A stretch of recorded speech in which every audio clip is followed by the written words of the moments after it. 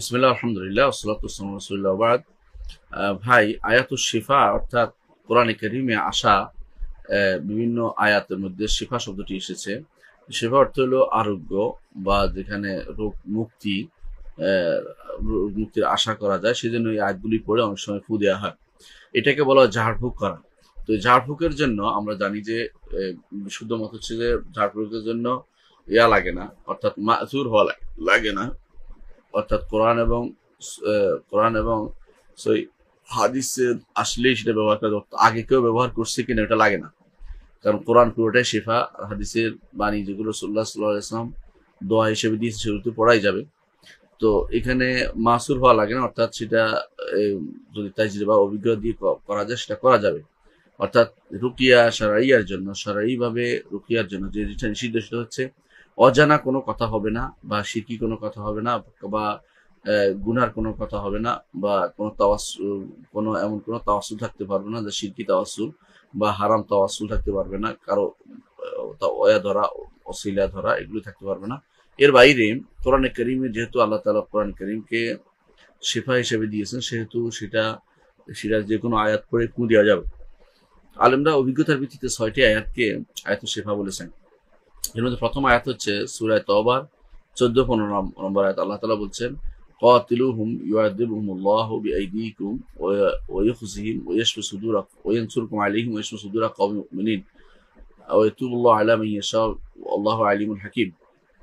এই আয়াতটি প্রথম আয়াত। সিরিয়ালি আমরা আসি, কোরআনে কারীমের প্রথম আয়াত হচ্ছে এই আয়াতটি, সূরা তওবার ১৪-১৫। আর দ্বিতীয় আয়াত হচ্ছে সূরা ইউনূসের ৫৭ নম্বর আয়াত। আল্লাহ তাআলা বলেছেন, ইয়া আইয়ুহান নাস ক্বাদ জাআতকুম মাউইযাতুম মির রাব্বিকুম ওয়া শিফাউন লিমা ফিস সুদূর, সূরা ইউনূসের ৫৭ নম্বর আয়াত।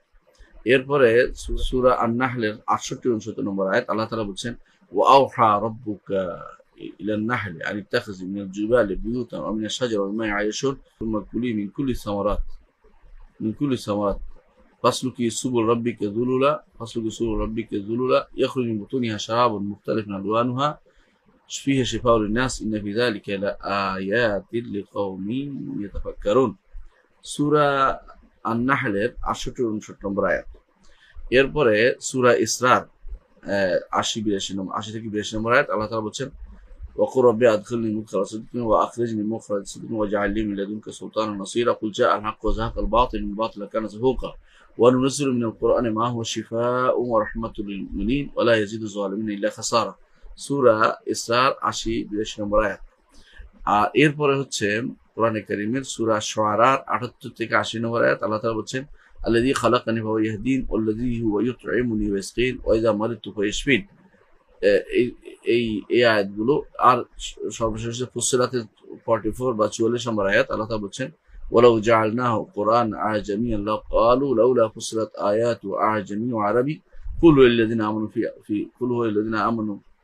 হুয়াল্লাযীনা আমানু হুদান ওয়া শিফাa'un ওয়াল্লাযীনা লা ইউমিনুনা ফি আযানিহিম ওয়াকরুন ওয়া হুয়া আলাইহিম আমা উলাইকা ইউনাদাউনা মিন মাকারিন বাঈদ। সূরা ফুসসিলাতের অথবা হামিম সেজদার আরেক নাম, এটার ৪৪ নম্বর আয়াত।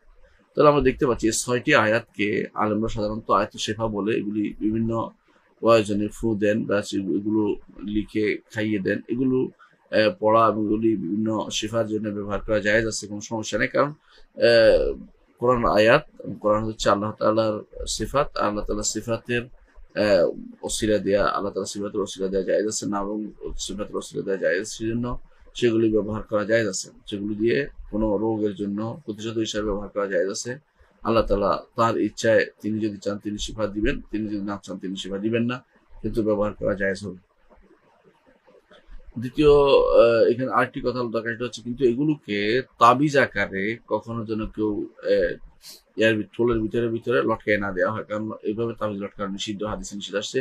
সর্বনিম্ন পর্যায়ে হচ্ছে এই তাবিজ লটকানো হারাম, তারপরে ছোট শিরক, তারপর বড় শিরক পর্যন্ত হয়ে যায়। সুতরাং কোনোভাবেই তাবিজ আকারে এগুলিকে দেওয়া যাবে না। এগুলি কি করা যাবে? এগুলি পড়ে ফু দেওয়া যাবে, এগুলি লিখে খাওয়ানো যাবে। এই দুইটা ছাড়া আর কোনো পদ্ধতি নেই এগুলি থেকে শিফা অর্জন করা।